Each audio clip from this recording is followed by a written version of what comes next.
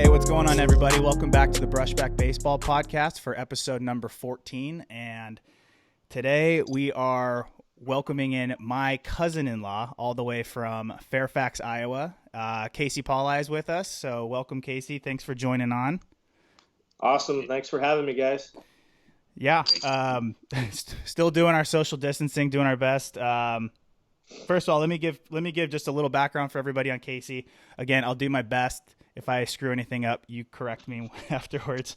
But you were born and raised in Iowa, moved out to Scottsdale around junior high for junior high and high school. You earned a scholarship to Kirkwood Community College in Cedar Rapids, where you then transferred to Wartburg College, a D3 baseball program in Waverly, Iowa, which is also where you met your wife, Cari, who was a softball player there. So you guys are now you guys have an awesome baseball, softball family that you guys have going. Casey has 5 kids, Caden, Chloe, Cameron, Cage, and Cruz. It's all awesome names. And then from there, you after you were done playing there, you went and coached 1 year at Wartburg and then 5 years at Kirkwood. And then after that, transitioned into high school coaching for 4 years at Prairie, which is also in Cedar Rapids, pretty close to where you live now.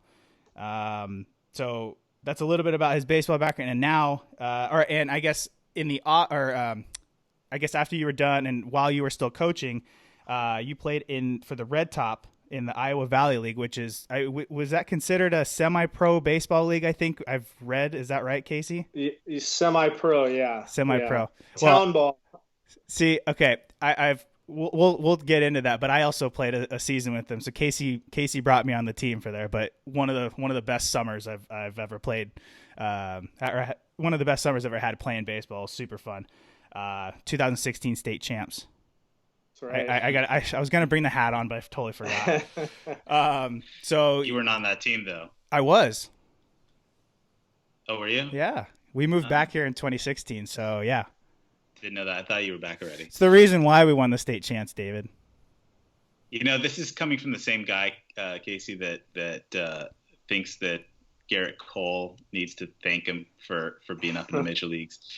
And who else was it that? Matt Harvey. I mean, the list goes on. They're all man. talentless, right? Yeah, you have to live with me in order to get to the show. Yeah. Gotta stay humble. That's right. No, getting back, and then so you've played several summers with them. I think are you still playing with them? If there's off and a on. season, if we play. I mean, I'm off and on, just with my son, playing every weekend. So I still play as much as I can, but that's probably ending soon. Yeah, we'll get into that too. But now you've also transitioned to another realm of baseball, of the baseball world. You're now an owner of a baseball facility with the franchise DBAT, which just opened this past February. Is it in Marion? Is that the right city? Yep, Marion, Iowa. So obviously navigating through the times right now, but I think that's probably a dream of several people. One of mine is to own a baseball facility or have something like that. So pretty cool, pretty exciting. So how did I do on your background? Did I mess anything? Pretty good. Yeah, no, it's all spot on. I met my wife at Kirkwood, actually. Oh. We both transferred to Wartburg, but you guys went together. We did. Did she? And she was a stud softball player, from what I hear. She was really good. She's like a D3 All-American. So yeah, hopefully our kids get what she had. Yeah, nothing. Definitely not from you. No. No, when we played in the for the Red Top in the Iowa Valley League, dude, you were mash.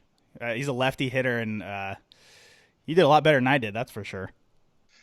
Hey, seasoned in that. I think last year would have been year 18, I think, 17 or 18 playing in that league. So really, yeah, it's like any veteran playing in MLB, you just know what's going on. Well, see, I wanted to clear up the Iowa Valley League.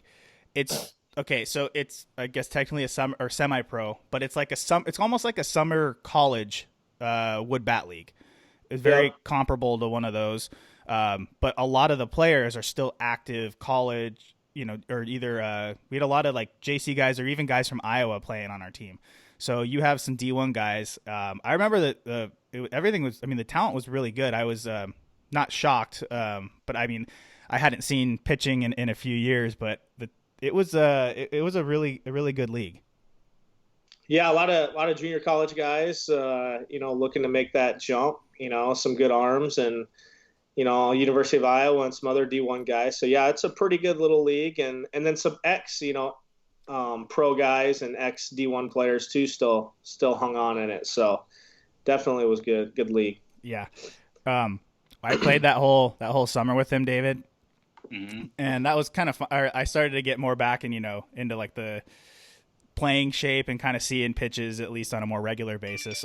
But then we came back and visited one summer, just for like 2 weeks or something, and they asked if I wanted to come and play, and I was in no shape at all. And the first game back was playing against Iowa at Iowa, and they put me at like 3-hole hitter at shortstop, and like I was so out of shape and everything. I felt so bad, but I actually did okay in the game. Managed. I did make a huge error. I don't know if you remember that, Casey. No, I remember the first at bat. It was like a shot to like left center field. I thought it was gone. Dude, off the bat. I thought I had it too. Guy ran it down. Yeah. See, that's me being out of shape. But I think you were Florida State League. Yeah. What? I think he was wearing a wire. I think we got him that pitch. That's right. You weren't supposed to say that on air, dude. Oh yeah. Come on. Yeah, how about that, dude? I think David and I, it was been like taboo not to talk about it for a while because we were talking. Right. I think Casey's listened, I think, to every one of our episodes, and we were talking about it constantly. But I think it's been enough time has passed. What's your take on that, dude? I mean, uncalled for, of course. I mean, I'm a Yankees fan, so I didn't like it, but I guess it is what it is. I know. It was, I don't know. It's so, I don't know. It's kind of nice that we haven't talked about it for a while, but I'm going to start getting back going. I know David. What, David? I know. Yeah. Well, I feel kind of like you were talking about with coming back to baseball. It kind of I feel out of Houston Astros shape, not having talked about it for like 5 weeks. But yeah, it sucks. The Angels or the Astros suck. Oh, you're just so used to having the Angels suck come off of your tongue. I actually am. So that was bad. But yeah, I think this coronavirus, actually, I wouldn't put it past the Astros to have kind of come up with it. They're behind the coronavirus as well. What other way could you play in front of empty stadiums so nobody could boo you? But this. Yeah. I know. Well, what you sent me something yesterday, David, about a proposed. I guess I don't know if it's a proposed change just for the rest of the season if they start playing. Was that legit? Well, first of all, tell everybody what it was and what is that legit? So Justin Turner was being interviewed, and he kind of gave a little bit of his thoughts on how the season would go, and with those thoughts came some insight on what MLB and the players are talking about, because he's the player rep for the Dodgers. So what they're kind of talking about is assuming it's like July 1st to try and get as many games as they can in, to have like 2 doubleheaders a week. First, I'd love to hear you guys talk about what 2 doubleheaders a week could do to your bodies for 3 or 4 months, July, August, September, October. So like 4 months. And then, and because of that, going to like 30-man rosters with, 16 pitchers, and then extra inning games after the 10th inning, doing a home run derby. And that was his thought. That was not kind of what MLB proposed, but through it, you could hear the MLB's proposing the two doubleheaders a week. So that was Turner's take on the home run derby thing. Yeah, but if you're following baseball and a home run derby, the Dodgers led the NL for sure in home runs. I think they set a record the last 2 years the Yankees, the Twins, and the Astros are going to be the only teams that benefit by just having a home run derby after every extra inning game. I don't know. Casey and I, we talked yesterday, and we were kind of like, I mentioned that. I'm like, I don't know how credible that is, but to me, I'm kind of like, well, I don't know. The home run derby thing would be kind of enticing at the end of it. I love watching the home run derby. That would be kind of cool, but I'd only want to see it for one season because I'd want baseball to be back to how it normally is. I don't know. What do you guys think? I don't know who hits like the next spot up in the order. Are they hitting that, doing the home run derby, or do you choose? You just pick your bop? Well, yeah, it's like you have Casey. You're a Yankees fan. It's like you have. We'll pick our two guys as Judge and Stanton. Yep. Yeah, no, what Turner was proposing was, and again, this was just his thoughts. This is not the MLB thing. You pick three guys. So it would be Turner, Stanton, and Sanchez. You get 5 outs apiece, and whoever has most home runs for the team wins. Yeah. I don't know. Do they bring out if they bring out like a coach just like a home run derby to throw? Do you think? Probably. I mean, that's the whole point of not having opposing pitchers kind of do that. I don't know. Strange thought, but kind of cool. I think for like I don't know, just to try it out. I guess. How are you gonna do if you do 2 doubleheaders a week? Because these are never seen before circumstances. With this flu and baseball, what do you do if you got to have 2 doubleheaders a week? And what he was saying is, especially early in the season, if you have a starting pitcher who goes 4 or 5 and you have 9 relievers going an inning or, an inning and a third apiece, you're still wrecked for, the rest of the week. And you've got another doubleheader. Yeah. I don't know how you'd manage the pitching side of it. That's obviously the biggest piece of this if you're having that many games in that short of an amount of time. Casey, when you were coaching, so did you ever really touch any of the pitchers? Did you get into coaching, or you were more just strictly position players? Yeah, at the high school level, I did a little bit with the pitchers, a lot with like calling a game and stuff like that with the pitchers and catchers, but nothing besides that. No, just position players. Because that's something like I always thought like when I wanted to coach. And I just, honestly, it's almost like a foreign world to me. Like, I don't even know how to like manage, not even manage, but like, I don't want to say I don't know how to call a game because I think I could do it. But like, if you're a head coach for a college, you're pretty much calling all the pitches, right? I mean, for a high school, right? Yeah, we did. You did? Yeah, we did. We had a catcher one year that was pretty good. So you let him kind of go. He did a little bit, but you get the pitchers on the mound in high school, they start shaking you off, and some of them don't know what they're doing. And so it's almost more time, to fix it versus just do it yourself sometimes. What did you see and what did you like about the difference between coaching high school? Because you coached high school, junior college, and then the D3 at Wartburg. What did you see between the three, and what did you like? What did you notice? I was pretty lucky as far as the high school level. We to coach. It's a bigger school here in Iowa, and bigger roster size. So, and they were all kind of bought in and policed themselves. So, kind of fell into a good group of kids in the 4 years. But then when you get to college, it's kind of the best of the best kids in the state are around. We had a lot of kids from like Florida and warmer weather states that would come up and play at the junior college that I coached at here in the area. So, yeah. I mean, the work ethic, they kind of knew what to do. And junior college is a grind because they're trying to get to the D1 level. So, you saw kind of I guess more of a grinding mentality with how they put their work in. So, did you see where a lot of guys like more aim towards like going to and signing at a D1, like going to a junior college, either trying to get drafted that next year or trying to go to a D1 or transfer to a D1? More the D1. Yeah. The D1 side is what we saw. And then they, from there, they try and get drafted out of there. But more just trying to go to the D1 route. Okay. And so, there's only one D1 school in the state of Iowa for baseball. So, they're trying to get exposed outside of the state for the D1 level. Wait, Iowa State they don't have a. No, they dropped their program. Oh, they did. Like early 2000s, I want to say. And then Northern Iowa used to have one, and they dropped it like 08, 09. Okay. But yeah, I mean, the Iowa baseball team, they were pretty legit they've been, I don't know how they've been lately, but I remember they had a couple dudes on their team when I was coaching that were pretty darn good players.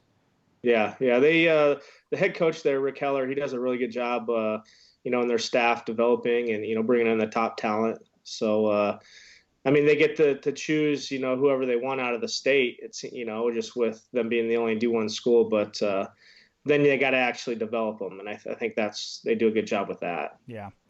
How was it as a player? Well, how was it going from playing your high school or I think your junior high and high school years in Scottsdale? And you went to, I always mess up the pronunciation of is it Saguaro? Yep. Saguaro High School. Saguaro in Scottsdale. And they're a pretty good program, right? Yeah. And when I was in high school, we were okay. But now, now they're actually up there.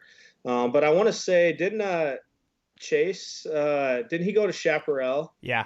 So Chase Brewer, who we had for everybody listen, Chase Brewer, who was on our last few episodes on ago, he's now an agent. Yeah, he went to.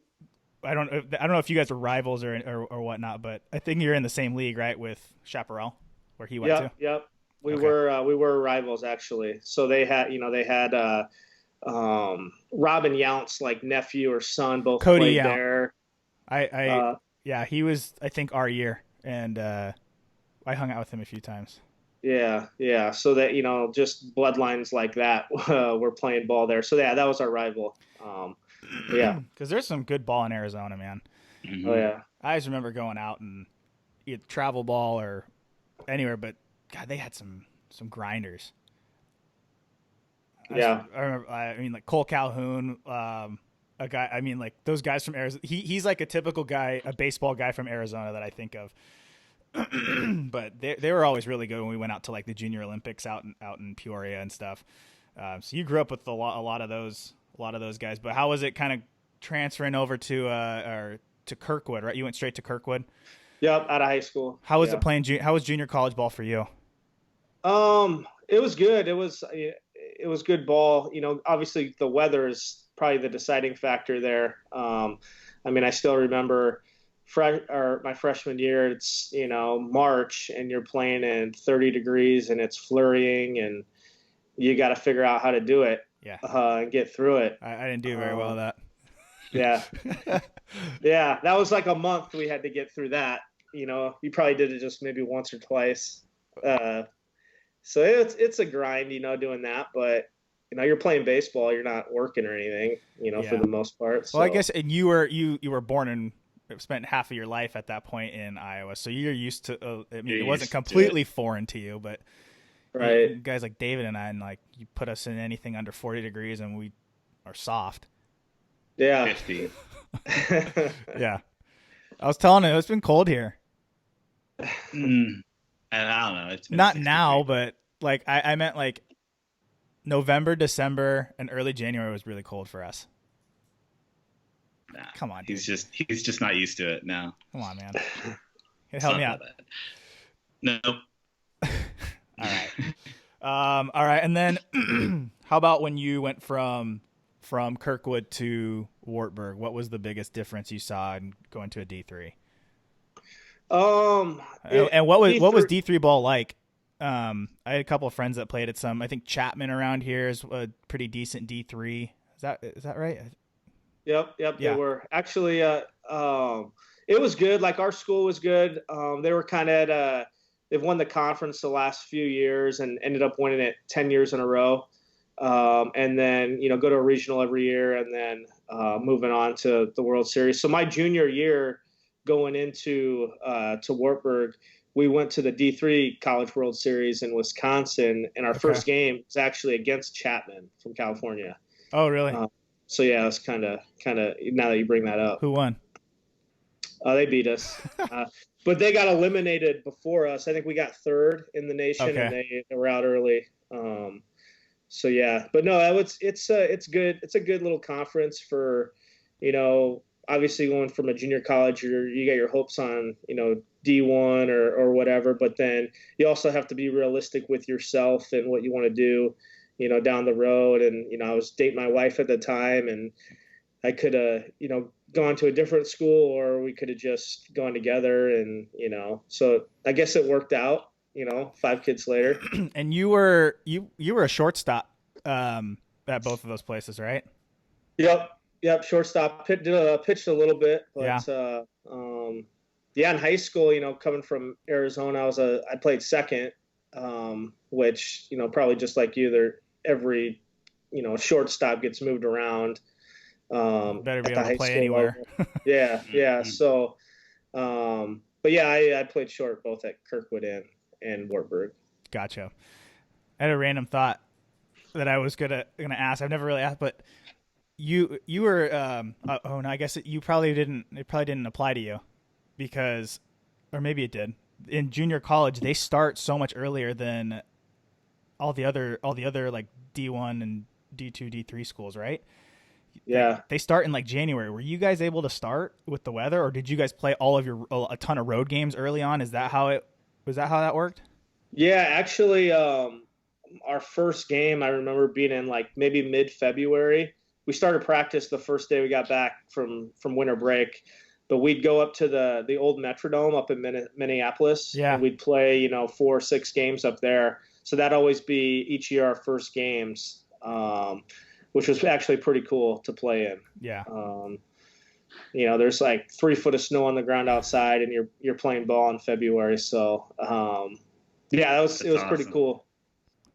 That reminds me of the one when I lived in Iowa. Sorry. When I lived in Iowa, I wanted to at least coach high school or stay involved in baseball. And so I was in that off season, I interviewed and got a job with one of the local high schools in the Quad Cities. And so the first time after they hired me, I show up and everything was on the basketball court. We were all the pitchers were throwing indoor on the basketball gym and taking ground balls and stuff on the gym. And I was like, I'd never seen that before. Did you have to do some of that too? Or did you you guys probably had a better facility at Kirkwood?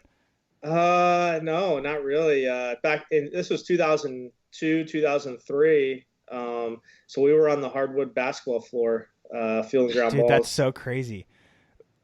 I don't grinding. Yeah. What did people complain about? Bad hops and stuff? Like, yeah. And we had, back when my freshman, sophomore year, you'd get, like I said, we got people from all over the country. Kirkwood was a powerhouse kind of back then, for junior college baseball. And, we'd have, 6 to 10 kids from Puerto Rico, and maybe half of them made it through the season, if they could get through the winter and the cold. So, the weather was, one thing I remember a lot of people complaining about, but yeah, some bad hops on the hardwood for sure. No turf. We didn't have turf back then. So yeah, well, it hey, was a grind. That's a perfect lead into one of our next topics, is you being an owner for an indoor facility now with DBAT. Yeah. Talk us through that house. I know obviously with everything going on right now, it's more difficult, but I mean, it's so cool to say that you own a baseball facility. I'm super jealous. Yeah. I know I came pretty close to pulling the trigger there real quick, but I got it's on hold. Let's just say that. Yeah. You need to get with Garrett and come up with this big old plan out there. You can still do it. He's got the money, that's for sure.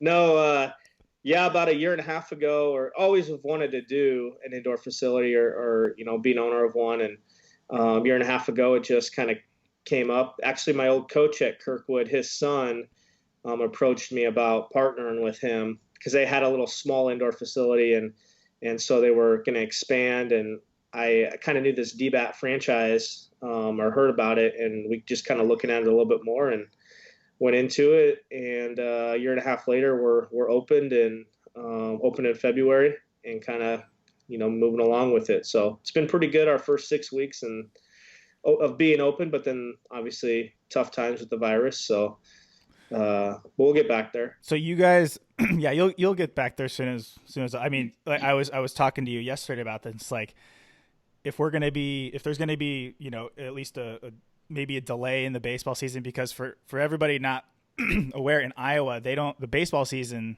is kind of shifted a little later, just I think because of the weather. Yep. Like our season for our kids is spring, and for you guys it's the summer. So you guys technically hadn't even started yet, right? Right. Yeah. Our first game was supposed to be this weekend in Omaha. Yeah. Oh, that's brutal. Yeah.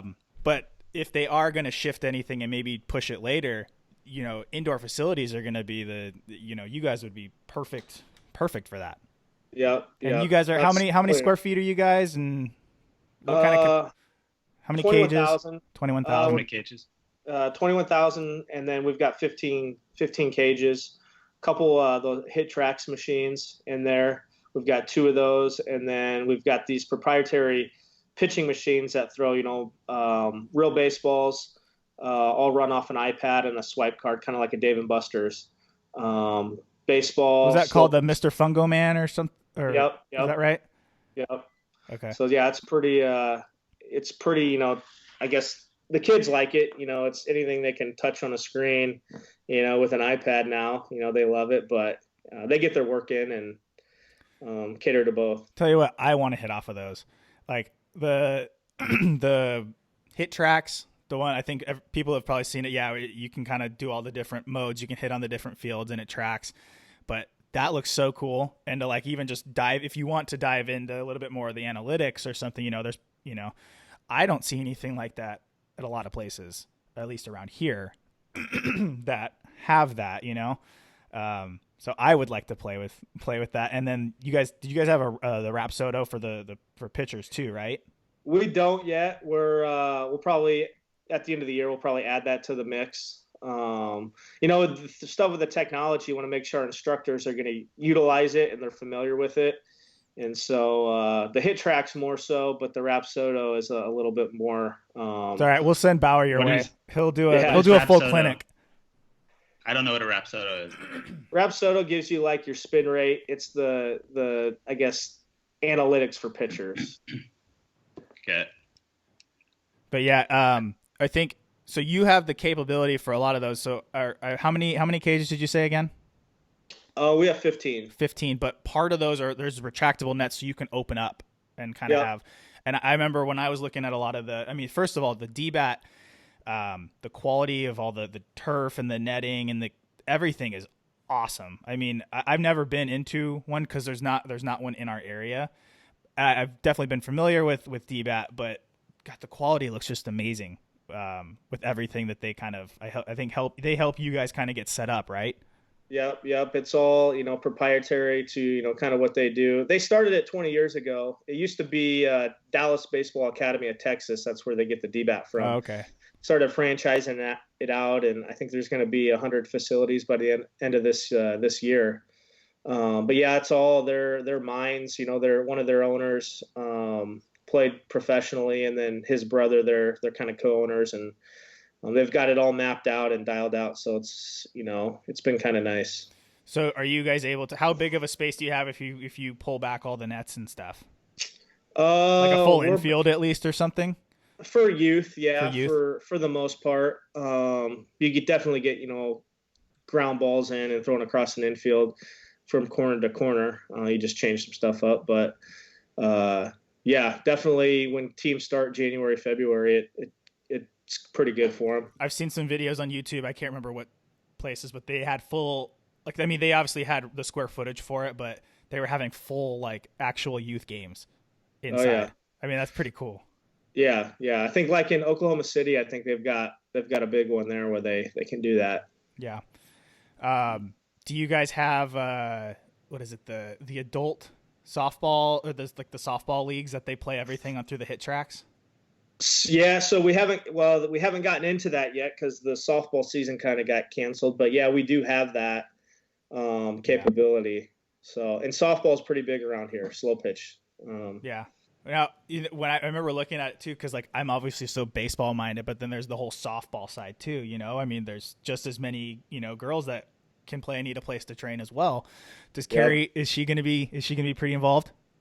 I mean, not on the I've been trying to get her to give lessons, and do some of that stuff, but then then I stay home and watch the kids. So they have 5 kids, and the last 2 I didn't mention. The last 2 Cajun crews are twin boys. So yeah. And how old are they now? They're 13 months. Yeah. So man, you guys are crazy. Right. Yeah. So yeah, I'd like her to do a little bit more because she's pretty knowledgeable, but maybe down the road she'll get a little bit more into it. Yeah. Yeah. I heard that the whole softball community's so much more competitive from like a placement standpoint than baseball is. Like they're almost recruiting girls at like 12, 13, where they're going to go to college and like put them on a path for that more than boys even are. I heard that from a baseball dad who was sending his daughter. I can't remember where. I thought it was to UCLA, but they had her like pegged at like 12, like to go where That's boys, crazy.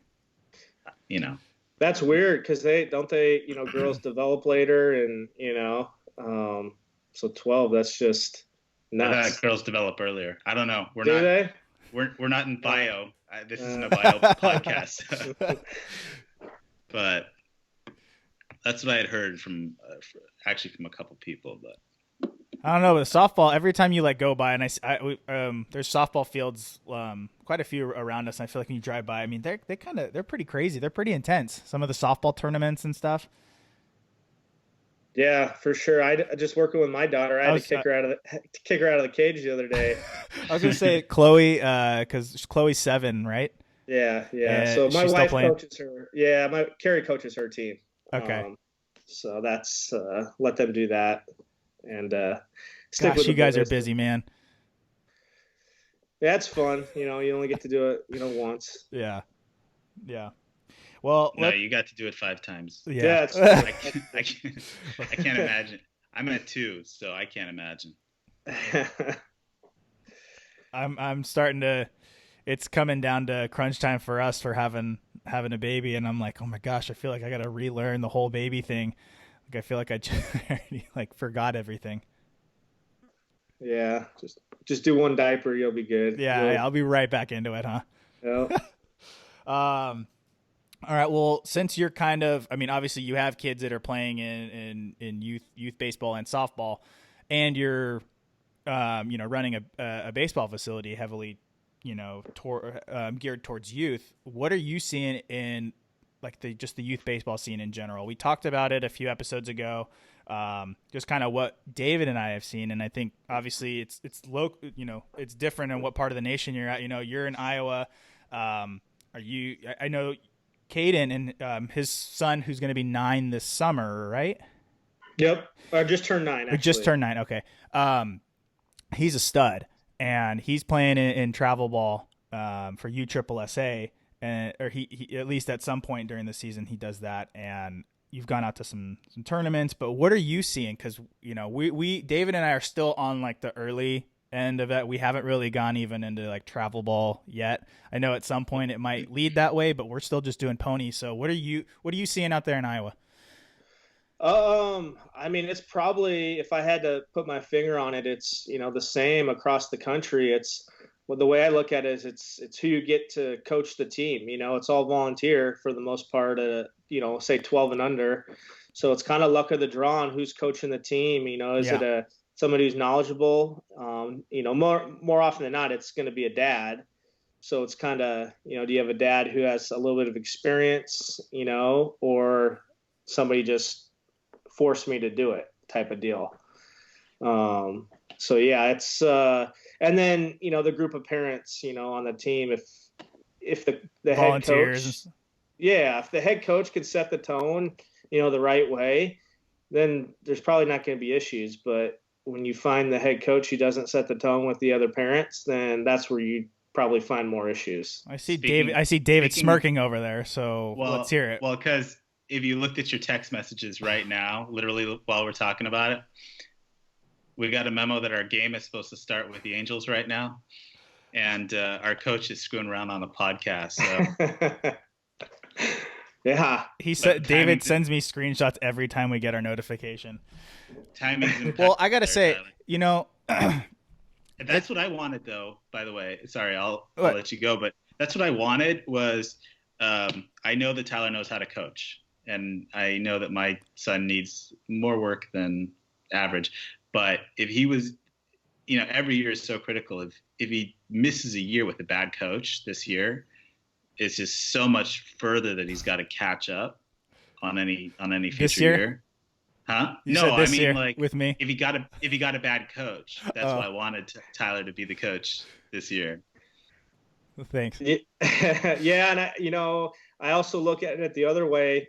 You know, it is volunteer. It's one of those types of things, but the parents also have to take a little ownership and, you know, do some stuff outside of, you know, games and practices, you know, some of the extra stuff that some of just the little camps and, you know, going to games, watching games on TV. Yeah. That we probably all did and learned a lot, where you could be losing sight of some of that right now. So it kind of falls on the parents a little bit too, whether they like that or not. It really does.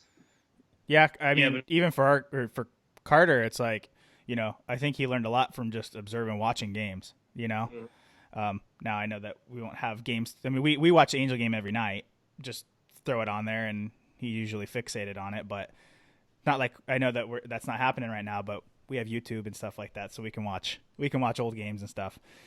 But no, I gotta say from coaching. You know, Casey, I don't know if you felt the same way, you know, as being a player and you've coached at higher levels, you know, like I loved coaching that summer I spent in the Northwoods League coaching. And like, that's where I felt like I was really kind of called for, I think, is to like coaching that age range or maybe a little bit older into the pros. And coming down to like coaching youth was a kind of a challenge for me. 'Cause like, I don't know. People expect you. They're like, "Oh, you played, you coached. Like you should have this down." But like, it's kind of hard when you're trying to still translate some kind of complex things in either mechanics or just things about the game that to, you know, 6, 7, 8-year-olds. You know. Yeah, I think, you know, the biggest thing, I was right there with you.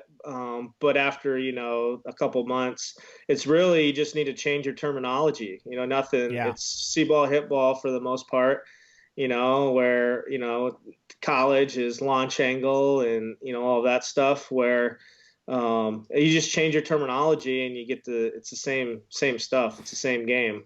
Oh, it's funny because I always, with the older guys, I always tried to simplify it, almost like kind of dumb it down to like, I was always a big, you know, believer in like keeping things as simple as possible and not thinking about those things. So I kind of even still use that with the kids. Like they're obviously not going to, most kids, you know, between 6 and 8 years old, if you tell them, "Oh, put your hands up here, drop your elbow here. No, you need to wide," you know, like they can't comprehend that. They can't see that. It might help them a little, but it kind of more might mess with them more than it might help them, you know? Right. So I usually just kind of tell them the same thing, like, "Hey, just go see the ball, hit the ball, and hit it as hard as you can."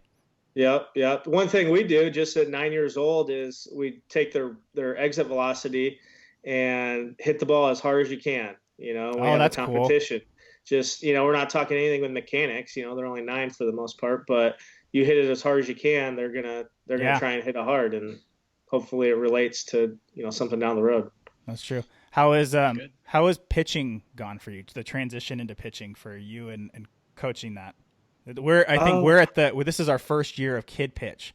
So, you know, obviously it's a big transition and a developmental year for these kids, and the games are a little slower, but how did you guys adapt to that? We started fairly early when, you know, last year was our first kid pitch year for 8U, and, you know, we started practicing in January, and by week 3, they might only be throwing 15 pitches, but we had live hitters in there for 15 pitches, and the hitters were getting used to it, and the pitchers were. but there'd still be balls over the backstop for the most part. So you just got to move on and figure, and find a way. But it gets a little frustrating, but in the end, to see the strides after 2 months, 3 months down the road, that's pretty rewarding. I think that's what's so frustrating, because for this year, we had 3 or 4 games under our belt in the season, David. And the first thing I told the parents was like, hey, like in our little meeting right before, I was like, hey, look, everybody, like, this is the first year kid pitch. Like, please be patient with a lot of the kids. Like, obviously this is going to be like this. We're going to have long innings. We're going to have longer games. You're not going to see as much action, but bear with it and be patient. Cause there are those parents that are like, oh my God, it's kind of hard to watch for some of it, but, I felt like we were starting to get kids that were making the adjustment and becoming a little bit more, taking those small steps, and then we just got shut down. I thought it was interesting too. David's son, actually. Sorry, David's son for sure was one of those kids. I thought it was interesting seeing those kids deal with failure for the first time too. Yeah. Where they don't get unlimited shots to do it. So especially on the hitting end, the kids, you could see them start sometimes to ball up and stuff, but our kids were good. They all dealt with it really, really well for those first few games.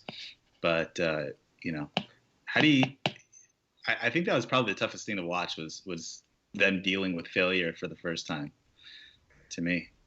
Yeah, that's – we did that a little bit last year. It seemed in our practices we do – anything we could to have them fail, and then we coach them on that in practice. So then come to games, they were a little bit more, I guess, rehearsed. I felt, but at 8, 9 years old, there's going to be a lot of failure and tears, and so it does get tough, but that's why we make the big bucks, I guess. That's right. To figure it out, but I won't name the one kid, but there was this one kid that I thought was great, that would complain about every pitch being he'd come back to the dugout and complain about the umpire calling like strikes as balls or balls and strikes every single time. So you could see which one was the troublemaker, Casey, did you ever get tossed for arguing with an umpire? I think I remember you in one of the Red Top games. I probably argued a little bit. I don't remember if I got tossed. Dude, I could have swore you got tossed. I don't know. Maybe that was Billy.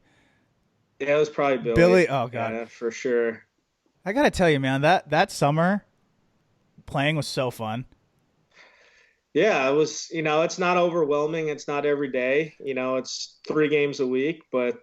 Yeah, it's a good group of guys. 3 games a week, and you hear guys like, oh, you're playing in a an adult league. You think beer league, or you think guys but it was actually really competitive. But no, some of those guys, man, were awesome.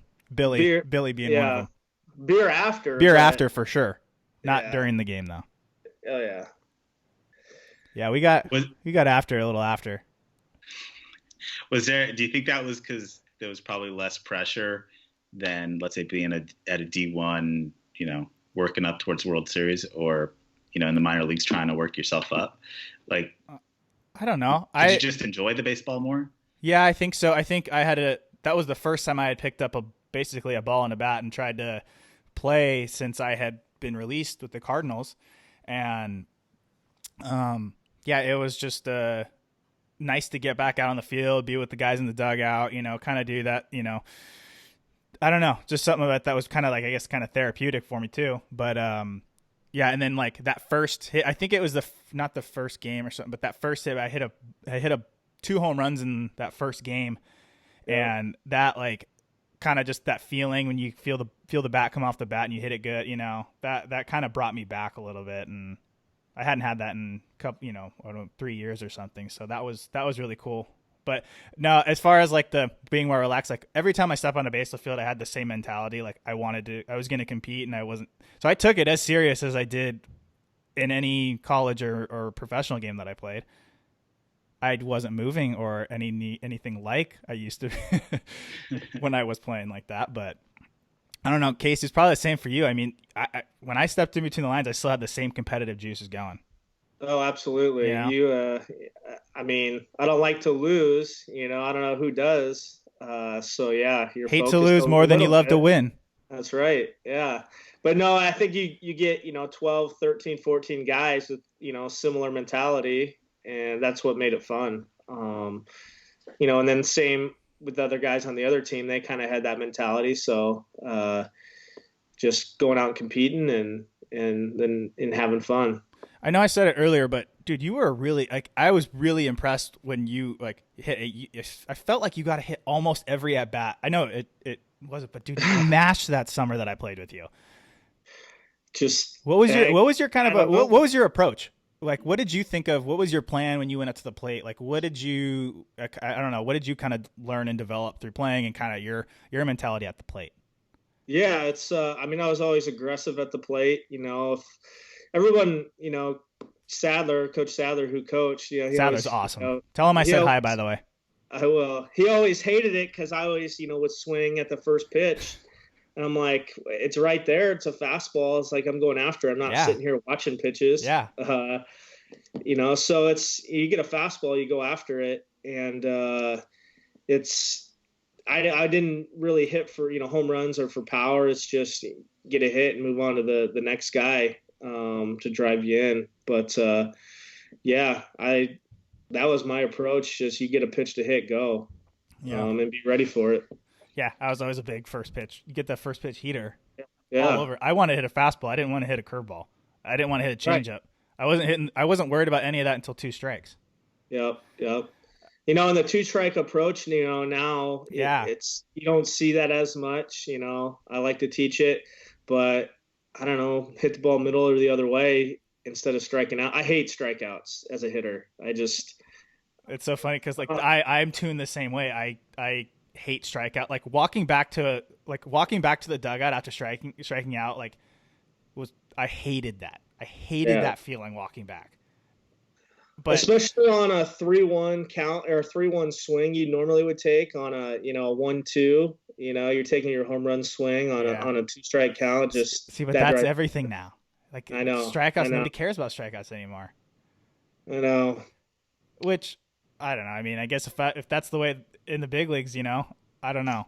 But I think at least teaching the 2-strike approach thing for youth and stuff going, kind of up even into probably high school, I would think, is probably pretty beneficial for most kids. And maybe if you're going to get into and you become more advanced in college and you know yourself as a hitter a little bit more and that's the way baseball's going, maybe you adapt that way. But I don't know. I think it's a good thing and it teaches you at least. For me, it was, again, more of the mentality and the battling and the competing, and you're not going to let the pitcher beat you. That was how I was trained in, Yeah. I think you were probably pretty similar. Yeah. I think it depends on the player too, the hitter. Yeah. I mean, if they're, that, I don't know, 3-hole hitter who or 4-hole hitter who you need that double or whatever, then let him take his best swing. Judge and Stanton, I'm letting him take hacks all day. Sure. But it was funny because you have this is from our last episode with Kyle Higashioka. He was saying he found success by changing that, and he wasn't he's not a masher. He never was. I mean, the most I think home runs he hit in a minor league season was 8, and everything else was below that. And then he decided to change everything, not really worry about that, and he mashes 20 bombs in the next season and ends up making to the big league. So, yeah, I think if you know yourself, and just depends. I mean, I can't speak to once you get up to that level, but those guys do stuff that I couldn't. So, yeah. If you're those guys, do whatever it takes. Do whatever works. Oh yeah. Big league pitching is no. I have no idea how they. Big league pitching is so good. I tell people when they're it was just starting to get that way. I think when I was in the minor leagues, we were all at least constantly seeing somebody every day throwing 95 plus, and that was just it. Eventually led to that, and you've seen the big leagues now. Everybody throws 95 plus. It seems like you have your off guys, a couple off guys, but everybody throws so hard now. Yeah, I'm kind of interested to see. I sent Tyler this picture of Aroldis Chapman, who's just Oh. yoked up right now. He gained it has to be 20 pounds of muscle, just almost all in his arms and his shoulders this last off season. If he's doing 103 right into Altuve's head come July. I know. I for sure. I'm going to be tuning into all the Astros games whenever we start playing. I just want to see them. And they were supposed to open at Angel Stadium this year. I know. There was a Dodgers fan group, Pantone 294, and I think they bought out 2,000 seats. Closer to the third base side, so they could just yell at Bregman all day, and but that didn't end up happening, of course. But it was a huge contingent. Casey, what did you think? I don't know if you were in tune with any of what else was going. Obviously, we had this offseason was crazy with the Astros, and then we had the whole Trevor Bauer going after Rob Manfred, calling him out, and all the proposed rule changes and everything. What are you thinking of all that stuff? I don't follow all that, I guess, as well as I probably should. Well, I don't either, but David really is the one who keeps me in the loop for everything. So I got David keeping me up to date. Yeah, I give Tyler all the unimportant crap that baseball comes with. So. Yeah.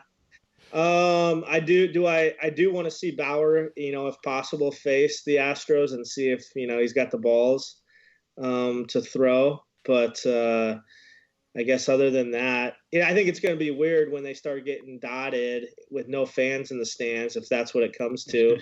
What happens from there. I don't know. Well, we kind of pondered the same thing, and the unfortunate thing is Bauer got traded to the Reds, so unless he faces them in the World Series, you're not going to get that shot. Yeah. Hey, no, he's still, if he's in the World Series, he's still getting that shot. He's going after him. Oh no, he would. No, we were talking about that off the air, Casey and I, the other day, whether Bauer would actually do it or not, or if he's just talk. Yeah. What do you think, Maybe David? You should get him on the show, and we'll ask him for sure. Well, like I said, he didn't respond to my text message a couple weeks ago, so he big leagued me. Well, that's because you never roomed with them, and that's right. And so it doesn't owe you anything. That's right. No, but then there was what we haven't talked about, because I feel like we've had so many guests on the last few times that we've just kind of gotten away from just little things that have been going on in MLB. Syndergaard out. Tommy John. Yeah, here's what happened. As soon as the minor league or the major league season was put into question, anybody who had any lingering issue, just had, especially pitchers, just said, this way you're only missing a half year of baseball, and instead of a full year, and then just getting it taken care of. But it was Syndergaard, Severino. Who else? There were 5 or 6 top pitchers. Ohtani was obviously he was going to benefit from. That was rehab though. Right. Oh, so having surgery. Verlander. Yeah. So there's a couple others. This is a different strategy for sure. Get the surgeries in now. Yeah. Although, well, if you have them in late March, April, May, June, 12 weeks is it for most surgeries. 12 weeks is most rehabs besides Tommy John. So everybody be ready to go. Yeah. Come on, David. Stop that. Sorry, my rookie, kid's man. iPad is going. I know. You act like we haven't done 14 episodes. There we go. Hold on. There we go. I will say I was a little nervous having to follow up Big Leaguer. I didn't know that until the other day. Well, no, it's kind of good storytelling. You start a movie with what the ending is and kind of how you got there, and then we just start with the foundation on the next episode. I figured you'd like that because you're a Yankees fan. So I did like it. I did like the episode. But no. Yeah, Kyle was good. I was gonna put in the thing. The intro. I was gonna say, Hey, we have a big announcement. We've actually finally made it to we got called up from the minor leagues, and now we made it to the big leagues. First big leaguer on. Yeah, that was pretty cool. You know, the whole quarantine thing is kind of not that there's a good thing, but the silver lining is guys have more time to actually sit down and do this stuff with us, you know? Yeah. So. And I think people are looking for content too, overall too. These people are so bored with stuff that they're actually willing to listen to us once in a while. Yeah. We were surprised. We went from like literally 15 followers on YouTube to 200 something. 229. We're stuck. We're stuck at 229. Yeah. We've reached the plateau. That's all right. There was a period where we were doubling for like we went 25 to 50, 50 to 100, 100 to 200, and like so week. Thank you everybody who's listening right now or watching on YouTube. We appreciate it. For sure. Keep hitting that subscribe button, like and comment. Let us know what you guys want to hear from us. We'll follow up with other episodes, but I guess before we wrap it up and let Casey go, unless there's anything you want to bring up, David. I guess just for parents out there maybe that don't live in Iowa can't do that with what's going on with coronavirus, and you've got a kid that's 6 or 7 or 8 or 9 that you want to keep fresh, developing, but you can't get out onto the field all the time. What advice, I guess, it might be life advice, but what advice do you have for those parents out there? Yeah, it's just play catch for sure. Get outside as much as you can, keep that 6 foot distance, but play catch, keep them moving, because baseball is going to come back. It's just a matter of time. And, just like anything, they just can't go play a game day one. When they get back, they got to build up. And that's how, catch in the backyard or ground balls in the backyard or whatever the case is, that's how they learn and get better, not the games. So I'd say do that as much as possible. And when they can't, turn on I know the MLB Network has all these old games playing, sit down and watch those. That's how you learn. I feel. So those two things for sure. I agree. Learning from observation's huge. Then they go replicate it once they go and play.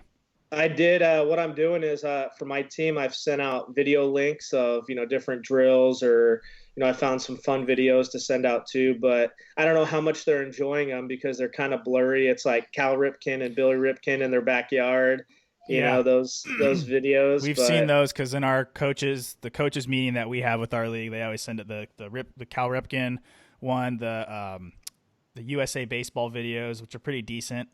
Yeah. And then there's one other one I can't think of, but yeah, no, remember the old Tommy Mansky? Oh yeah, those videos. Yeah, that's back to back AAU national champions. That's what I should send them. I always remember that zoom in with the hole in the back and they throwing the ball from the outfield. Yep. Oh, dude, I forgot about those until you just said that. Those were awesome. There was a guy that was on YouTube that had like Matt Kemp and Andre Ethier on. This is maybe like when they were rookies, but it was all comedy sketches, but it was all meant like Tom Mansky too. Oh, girl, I kind of want to gotta find it. Is that's on YouTube somewhere?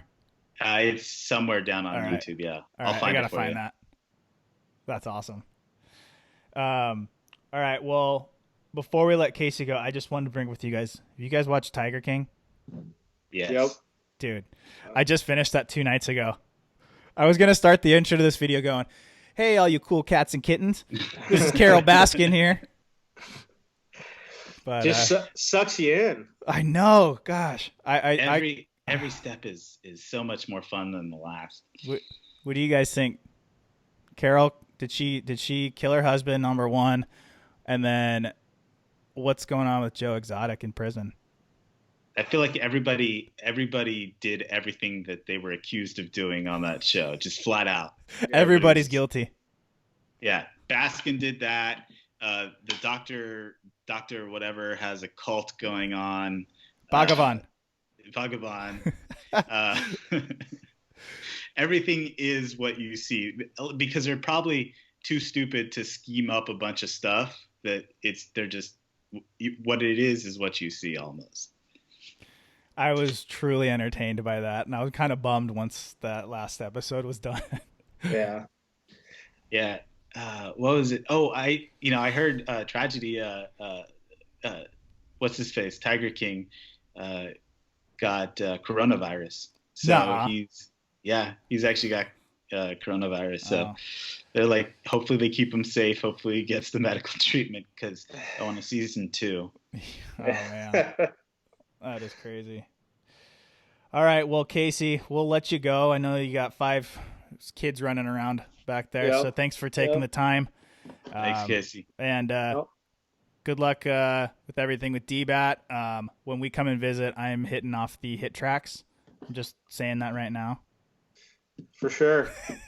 For sure. You can set the 30 and over exit velo mark. Oh, don't say that now that I'm over 30. But you might, I don't know, you might be throwing your knuckleball some Oh, good. Look at Casey. So Casey. We actually have a real fan. Casey knows.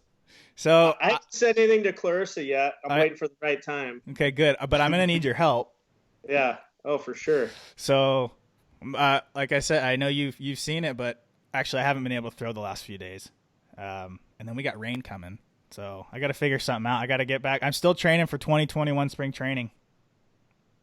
You might as well train for this spring training. Dude, I might need to move back to Iowa, and then we'll just train at DBAT. I'll throw everything indoor there. Yeah. I mean, you drive line. Yeah. There you go. Well, I'll help invest into the Rapsodo since I'll be using it every day. Perfect. All right. We got a plan. We got another person on Team Tyler right here for the knuckleball. I've already got an agent. I got a catcher in the off season, Higgy, except he's in Oregon, so we'll have to figure that out. You got player development that's interested in you. Yep. Got the Twins looking at me. Facility now. So I'm just building a whole team right now. So that's all this podcast is really for. So what am I here for? Well, you have to help promote this too. I feel used now. Well, there's got to be some collateral damage here. There you go. So, all right, dude. Well, thanks again, and hope you guys stay safe, stay healthy, and for everybody listening, hope you guys do the same. And don't forget to, if you're watching on YouTube, give us a like and a subscribe, shoot us a comment, and if you're listening elsewhere, we appreciate it. Hope everyone has a good week.